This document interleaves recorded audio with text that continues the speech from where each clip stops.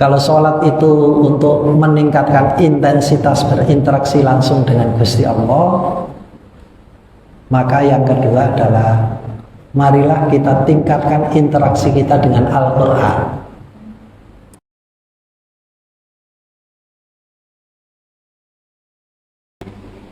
Asyhadu an la ilaha illallah wa asyhadu anna Muhammadan abduhu wa rasuluh la nabiyya ba'dah.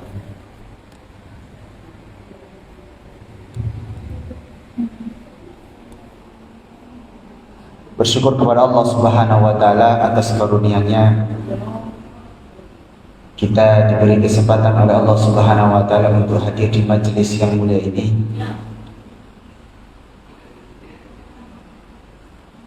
Salawat serta salam kita haturkan kepada Nabi Muhammad sallallahu alaihi wasallam. Yang kami hormati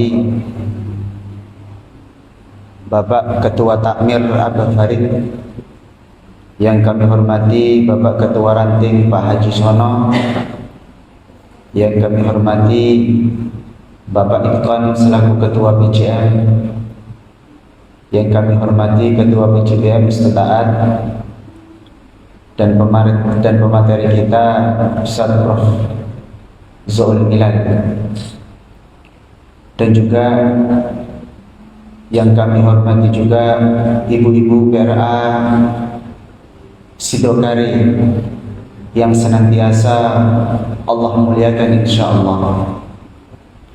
Bapak Ibu yang dimuliakan oleh Allah Subhanahu wa taala,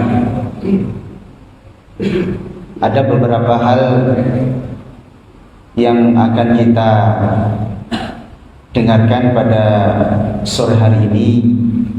Yang pertama pembukaan, yang kedua adalah pembacaan ayat suci Al-Quran, yang ketiga adalah sambutan-sambutan, di antaranya adalah sambutan Ketua Takmir, sambutan Ketua Ranting, sambutan Ketua PJM, dan sambutan daripada Ketua PJBM, dan yang terakhir adalah acara inti kajian menjelang berbuka pada bulan Ramadan pada tahun ini.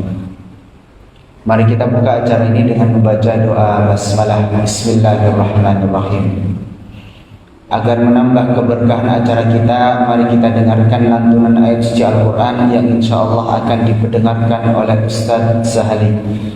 Waktu dan tempat kami persilahkan. Assalamualaikum warahmatullahi wabarakatuh. أعوذ بالله من الشيطان الرجيم. بسم الله الرحمن الرحيم.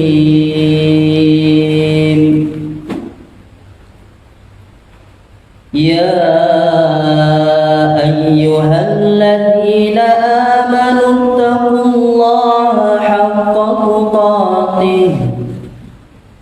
حق تقاته ولا تموتن إلا وأنتم مسلمون.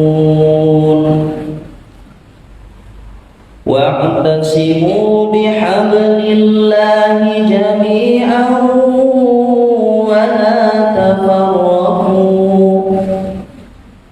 واذكروا نعمة الله عليكم إذ كنتم أعداء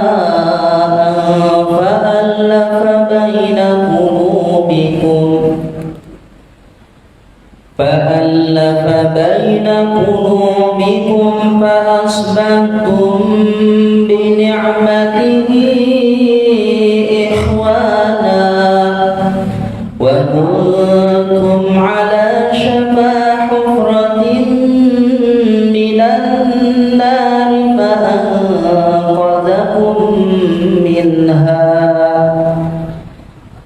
كذلك يبين الله لكم آياته لعلكم تهتدون. ولتكن منكم أمة يدعون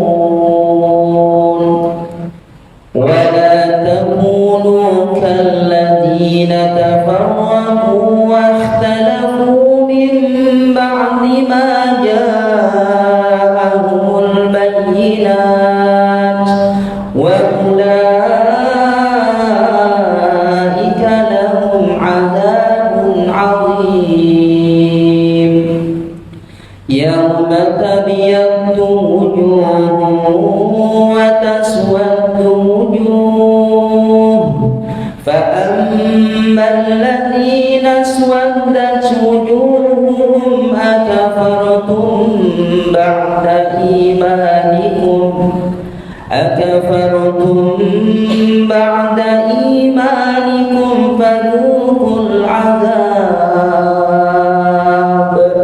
فذوقوا العذاب بما كنتم تكفرون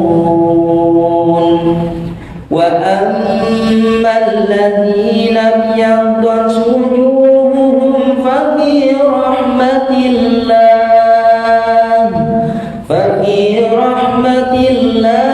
هم فيها خالدون تلك آيات الله نتلوها عليك بالحق وما الله يريد ظلما للعالمين صدق الله العظيم والسلام عليكم ورحمة الله وبركاته. Terima kasih kami ucapkan kepada Ustaz Salim. Mudah-mudahan kita semuanya termasuk orang-orang yang bergetar hatinya ketika mendengar ayat suci Al-Quran. Allahumma amin. Kita dengarkan kepada Ketua PDM Prof. Dr. Al MPD dalam rangka kegiatan lembaga kajian pengkaderan pemuda Muhammadiyah yang diadakan oleh pimpinan cabang pemuda Muhammadiyah dengan tema pendidikan Ramadan mau apa kita. Waktu dan tempat kami persilakan kepada Prof. PDM. Assalamualaikum warahmatullahi wabarakatuh. Pakai. Ini. Ya, salam desa. Alhamdulillah. Alhamdulillahilladzi hadana li hadza wa ma kunna linahtadiya laula an hadana Allah. Asyhadu an la ilaha illallah wahdahu la syarika lah wa asyhadu anna Muhammadan abduhu wa rasuluhu la nabiyya ba'da. Allahumma shalli wa sallim wa barik ala Muhammad wa ala alihi wa sahbihi wa wala. Qala Allah Ta'ala fil Qur'anil Aziz, a'udzu billahi minasyaitonir rajim. Bismillahirrahmanirrahim.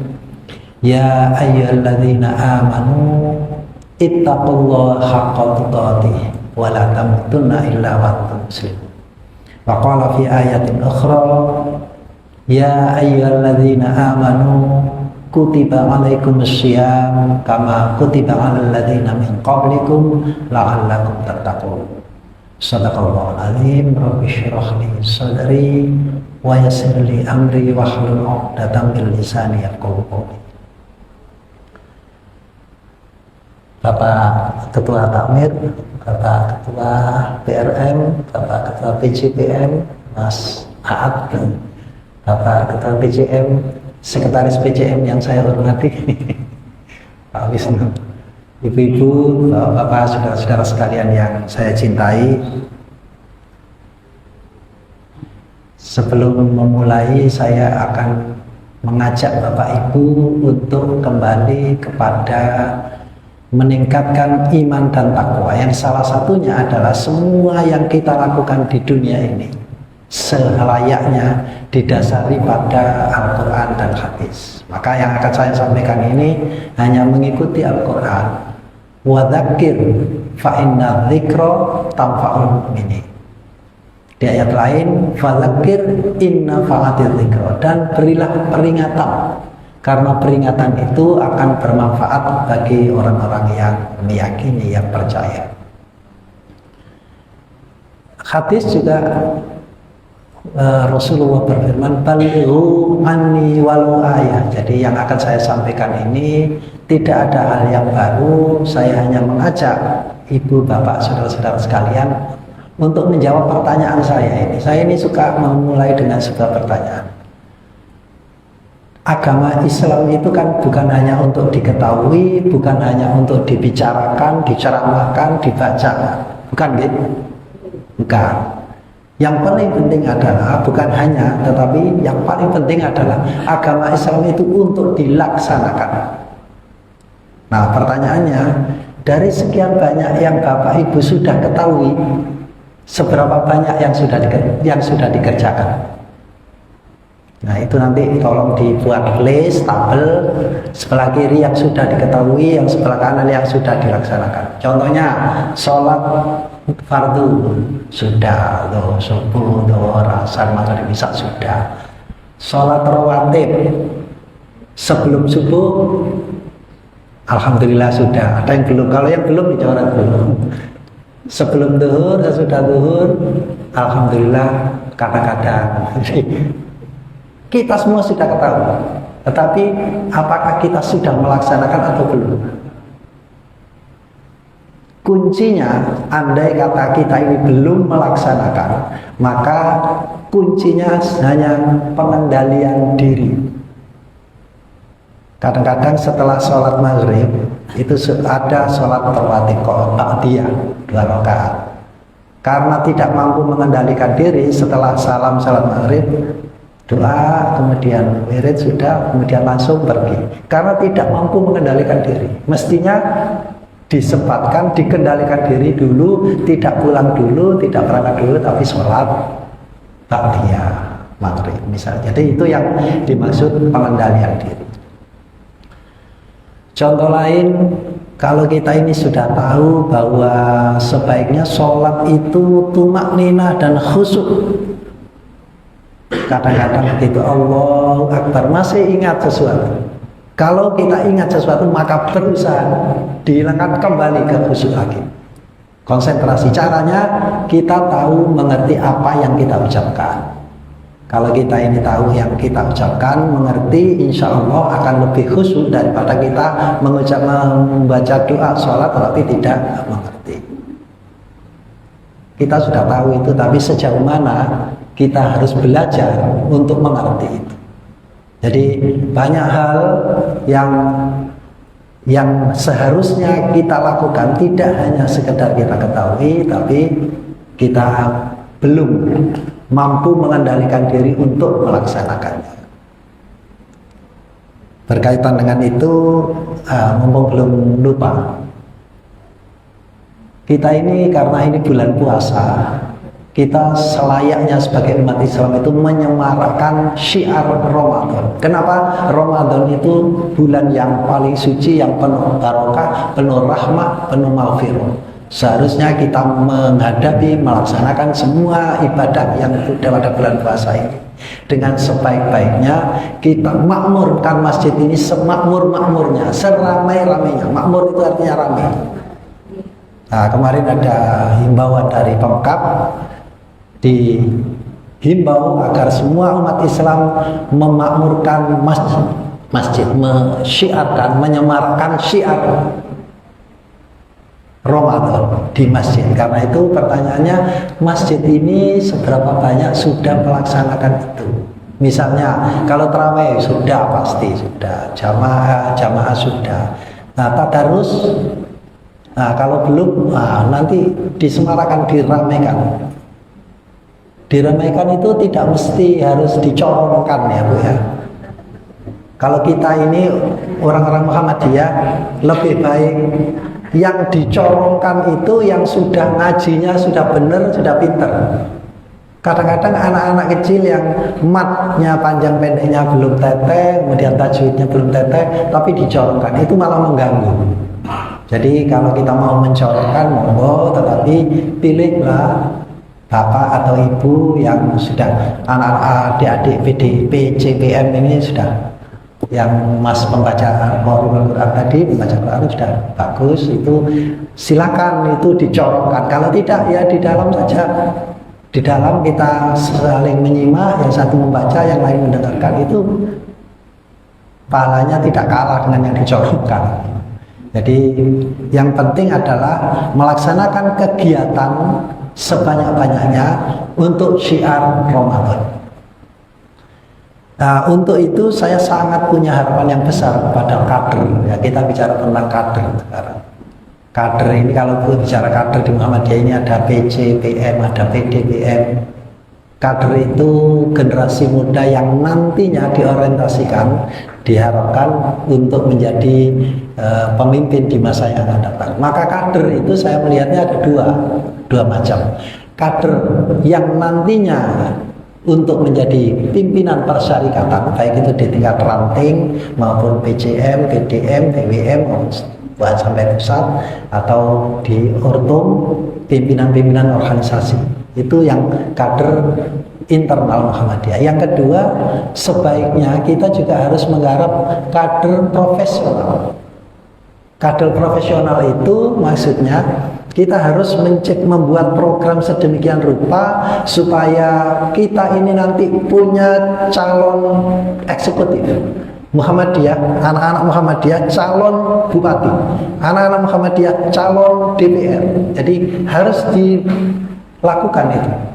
Anak-anak Muhammadiyah yang calon entrepreneur, businessman harus dibuat, karena itu nanti kegiatan kaderisasi itu tidak hanya melulu tugasnya majelis kader, tetapi juga kita harapkan menjadi tugas semua majelis tabligh misalnya, maka harus mengkader para dai, para mubalik supaya menjadi kader-kader mubalik dai yang profesional. Kader tarjih, maka harus membuat program supaya anak-anak kita, adik-adik kita nanti ada yang pinter tafsir, pinter hadis, pinter bahasa Arab, nahwu, shorf dan sebagainya. Jadi kita tidak akan kehabisan kader. Imam masjid, kita harus mendidik anak-anak kita sehingga menjadi anak-anak yang mampu menjadi imam masjid dengan bacaan yang fasih, yang baik, yang sesuai dengan kaidah tajwidnya, makharijul huruf. Jadi kita harus ciptakan itu, dan itu saya minta kepada adik-adik pemuda untuk mulai berarah ke sana.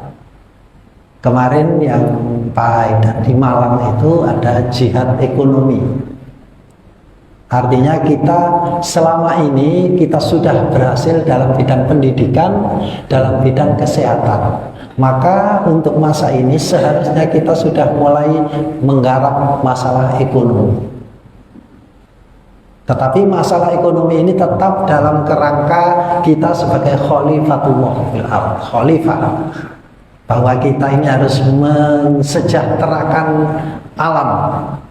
Tidak boleh menjadi pebisnis yang merusak, pebisnis yang membohong, yang pembohong. Tidak boleh menjadi pebisnis yang korupsi misalnya. Jadi kita harus menjadi pebisnis yang penuh manfaat, penuh barokah bagi umat, bagi kesejahteraan umat. Jadi kita ini harus berorientasi mengembangkan sebesar-besarnya. Di PWM itu ada program, apabila ada yang berkehendak untuk mengembangkan bisnisnya, maka bisa butuh modal misalnya, bisa konsultasi ke PWM. Selama PWM punya, selama Muhammadiyah punya saham 51%, nah ini sudah dimiliki sudah dianggap ini milik Muhammadiyah. Misalnya ada yang punya toko, kepingin mengembangkan toko ini sedemikian rupa atau buka cabang di mana gitu, nah itu bisa konsultasi ke PWM, kemudian dapat modal dari PWM. Nah ini termasuk bisnis Muhammadiyah yang juga tentu dapat si pelaku yang punya toko itu juga dapat share, dapat dividen yang sesuai dengan saham yang dimiliki. Jadi yang saya ingin sampaikan adalah kita jangan hanya bergerak di bidang yang sudah kita geluti selama ini, pendidikan dan kesehatan, tapi kita berusaha semaksimal mungkin untuk mengembangkan ekonomi. Itulah yang dimaksudkan oleh Pak Haidar kemarin, kita berjihad ekonomi dengan reorientasi teologis, reorientasi strategis, kemudian akselerasi praksis. Yang dimaksud adalah segera kita lakukan, segera kita laksanakan. Kita tidak hanya ngomong teori-teori, tapi kita betul-betul bergerak bersama-sama. Itu yang sangat penting untuk kader. Yang apa yang harus dikerjakan. Nah, berkaitan dengan itu, ketika kita pada bulan puasa ini, nah ini adalah masa yang sangat berharga. Masa ini masa yang penuh rahmah, penuh barokah, penuh maghfirah. Tidak hanya 10 pertama, kedua, ketiga, tapi seluruhnya ya, mulai Ramadan, mulai tanggal 1 sampai tanggal 29. Itu satu bulan yang penuh, itu penuh dengan rahmat, barokah, dan maghfirah. Kita usahakan, kita berusaha semaksimal mungkin melakukan semua kebaikan yang selama ini belum kita lakukan atau kurang intensif kita lakukan. Yang pertama misalnya meningkatkan sholat. Kalau sholat selama ini hanya sholat fardu 5 kali sehari semalam saja, ditambah rawatibnya sebelum subuh, sebelum duhur, sesudah duhur, sesudah maghrib, sesudah isya minimal. Kemudian ditambah dengan qiyamul lail, tarawih. Kemudian ditambah dengan duha, syuruk. Jadi semua hal-hal sholat yang ada perintahnya dan kita tahu tapi belum melaksanakan, kita berusaha mumpung ini bulan puasa, latihan. Setelah itu nanti tentu harus kita terapkan sesudah puasa. Selama 11 bulan selanjutnya juga kita masih tetap melakukan itu. Yang kedua, kalau sholat itu untuk meningkatkan intensitas berinteraksi langsung dengan Gusti Allah, maka yang kedua adalah marilah kita tingkatkan interaksi kita dengan Al-Quran. Membaca Al-Quran, membaca itu ada ya minimal 2 tingkat atau mungkin 3. Yang pertama, kita membaca, kita buka, kita suarakan membaca tanpa mengetahui artinya, itu pun sudah membaca, sudah ada nilainya. Kita baca seperti anak kecil membaca Al-Quran, Alif Lam Mim, Dzalikal kitabul la raiba fihi hudal lil muttaqin. Ngerti atau tidak ngerti sudah ada catatan pahalanya. Pertanyaannya, sehari mulai dari maghrib subuh sampai saat ini, asar ini, Bapak Ibu sudah berapa menit baca Al-Quran? Nah, kalau masih 5 menit ditingkatkan 10 menit. Kalau masih 10 menit ditingkatkan sampai sekian, setengah jam misalnya. Dan itu rutin. Karena apa? Ahabbul amal indallah adwamuha. Amal yang paling dicintai Gusti Allah itu yang paling konsisten, istiqomah. Nah, kemudian ditambahi wa in qalla, walaupun sedikit. Itu maknanya apa? Kalau kita baca Al-Quran setiap sesudah maghrib, satu kebet atau 2 kebet, maghrib 1 kebet, 2 kebet, setelah maghrib setiap hari, itu jauh lebih baik daripada membaca sak juz setelah itu 1 minggu udah baca. Jadi lebih baik sedikit-sedikit tapi rutin terus. Sesudah subuh 1 halaman, 2 halaman, kemudian sesudah subuh kita lakukan. Jadi lebih baik yang konsisten, yang istiqomah seperti itu daripada banyak tapi hanya sekali. Saya membaca 3 juz, 4 juz sekali duduk, tapi setelah itu sampai mari rioyo gak ngaji aneh.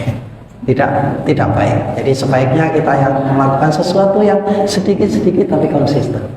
Setiap hari bawa uang 2.000 atau 5.000 masuk. Setiap sholat 2.000. Kalau sudah subuh, doa asar maghrib isya kan sudah 10.000. Terus begitu. Itu lebih baik daripada 100.000. Setelah itu sampai Syawal baru infak lagi misalnya. Jadi kita berusaha sedikit-sedikit tetapi konsisten. Ahabbul amal indallahi adwamuha.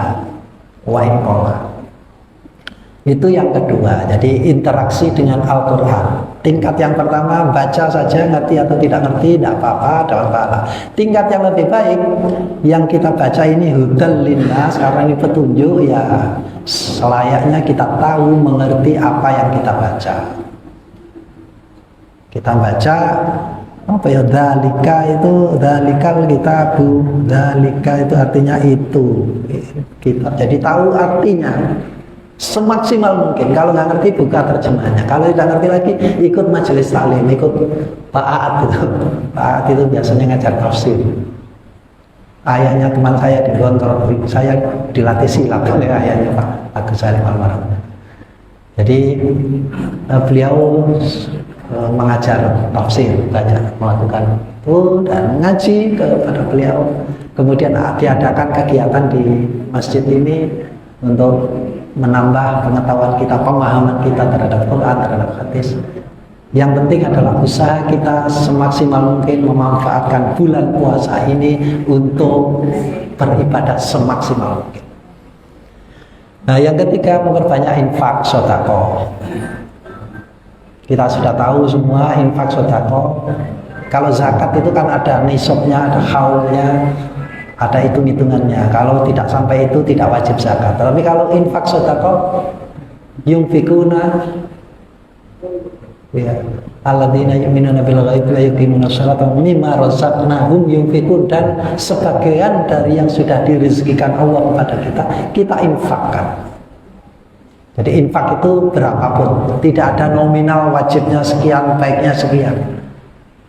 Kalau kita infak 10.000 dengan infak 1 juta, nilainya bagaimana Pak?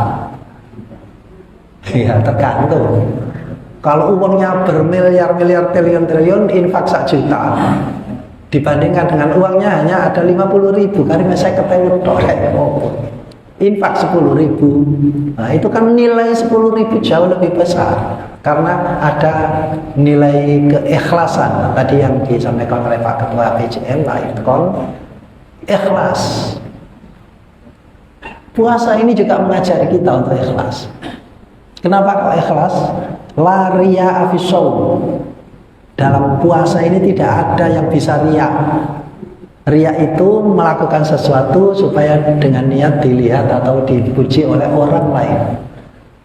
Panjenengan sholat ada yang tahu, oh ini Pak, ini sholat, ada yang tahu. Karena itu membuka kemungkinan kita melakukan sholat karena riya, karena dilihat mertua, karena dilihat tetangga. Kita infak sedekah juga kemungkinan dilihat orang lain karena kita memberi sedekah. Ada yang tahu. Kalau kita serahkan ke amil, amil tahu. Ada kemungkinan kita akan riya. Haji apalagi umroh.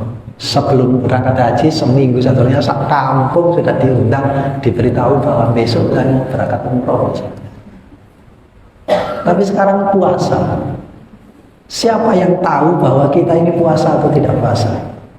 Maka kita hanya ikhlas antara orang yang berpuasa dengan Gusti Allah saja yang tahu. Tidak ada orang yang lain yang tahu. Ketika kita puasa, kemudian sahur, buka dengan istri, anak, mungkin anak tahu bapak kayak sahur, bapak buka. Tapi kan tidak ada yang tahu bapak itu poso atau tidak. Bisa jadi jam 12 api-api atus sampai nyesek-nyesek. Jadi tidak ada yang tahu. Ini ikhlas sepenuhnya, hidup kita ini hanya untuk Allah. 24 jam kita ini merasa kita ini diawasi oleh Allah. Sinyalnya connected. Dalam internet itu ada koneksi sinyal antara diri si soim, orang yang berpuasa, dengan Gusti Allah ini selalu terkait. Kita ikhlaskan sepenuhnya hanya untuk Allah. Dan itu kita belajar selama 1 bulan ini, dan yang lebih penting adalah melaksanakannya di luar bulan puasa nanti. Ini ibaratnya latihan. Ketika kita puasa ada hadis, man shoma ramadhana imanan wa ihtisaban ghufira lahu ma taqaddama min dzambihi. Barang siapa yang puasa dengan penuh keimanan dan ihtisaban, maka dia akan diampuni semua dosa-dosa yang telah lalu. Imanan wahtisaban itu latihannya di bulan puasa, tapi di luar puasa kita juga imanan wahtisaban. Apa imanan itu? Percaya yakin bahwa hidup kita ini dilakukan karena hanyalah atas izin Allah, atas pengawasan Allah, di bawah, selalu diawasi oleh Allah. Imanan. Kalau kita puasa ini karena ini perintah Allah. Karena itu saya sering bertanya, ketika puasa ini sampean seneng napa mboten? Banyak yang senang. Mestinya pahala yang lebih besar itu kalau sampean tidak senang. Wong enak-enak mangan dilarang, enak-enak ngombe dilarang. Itu gak senang aslinya. Tapi karena cinta saya kepada Gusti Allah, karena iman saya ini perintah panjenengan ya Allah, walaupun saya gak senang saya lakon. Nah itu nilainya bagus. Itu yang jadi yang pertama tadi itu adalah kita hanya hidup ini imanan wahtisaban. Ihtisaban itu penuh pengharapan ridho Allah, penuh pengharapan pahala Allah. Di luar puasa juga bisa kita lakukan. Kita bangun tidur, alhamdulillahilladzi ahyana ba'da ma amatana wa ilaihi nusyur. Yang membangunkan panjenengan dari tidur itu sinten? Gusti Allah. Kita yakini ini alhamdulillah ya Allah sampai kangen. Kalau tidak itu sampai saiki ya nggak bisa sampai seperti itu. Kemudian diberi kemampuan oleh Allah bergerak dari tempat tidur ke kamar mandi. Kita bisa buang air, alhamdulillah. Semua ini kita yakini ini dari Allah. Karena itu setiap saat, setiap detik kita ini alhamdulillah. Alhamdulillah. Oh bisa ini alhamdulillah. Bisa melihat alhamdulillah. Bisa mendengar alhamdulillah. Bisa berjalan dari rumah ke sini alhamdulillah. Kalau suatu ketika kita ini rotok lali, rotok alpa, lengah gitu, tidak alhamdulillah, istighfar, astagfirullahaladzim, ya Allah kok bisa kemang lali, gak bersyukur pada Gusti Allah. Padahal saya tadi bisa membeli roti ini, ada uang itu alhamdulillah ini dari Allah. Kalau tidak, ya tidak bisa kita, tidak punya kita uang. Jadi isinya 24 jam itu kita hanya berhubungan dengan Allah, imanan wahtisaban. Selalu kita hitung-hitung kalau puasa itu kita niati ini kita bisa Allah. Buka Quran niati Gusti Allah, dapat ridho, dapat pahala, mengharapkan ridho. Itu kita laksanakan latihannya di bulan Ramadan. Tetapi manfaat itu akan asar itu sisa efek dampak dari yang kita lakukan selama bulan puasa ini nanti kita kerjakan selama 11 bulan lainnya.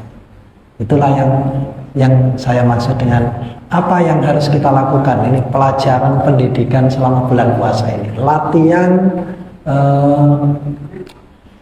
Latihan imanan wahtisaban setiap saat.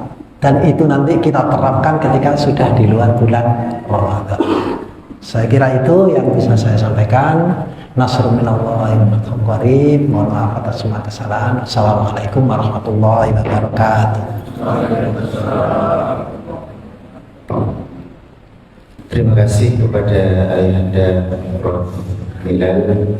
Mudah-mudahan apa yang beliau sampaikan bisa menambah kehusuan ibadah puasa pada bulan Ramadan kita kali ini. Baik Bapak Ibu semuanya yang dimuliakan oleh Allah Subhanahu wa taala, alhamdulillah kegiatan kita pada lembaga kajian pekan dalam Pemuda Muhammadiyah yang dilaksanakan oleh pimpinan cabang Pemuda Muhammadiyah dengan tema Ramadan, pendidikan Ramadan mewakil kita baru saja yang kita laksanakan.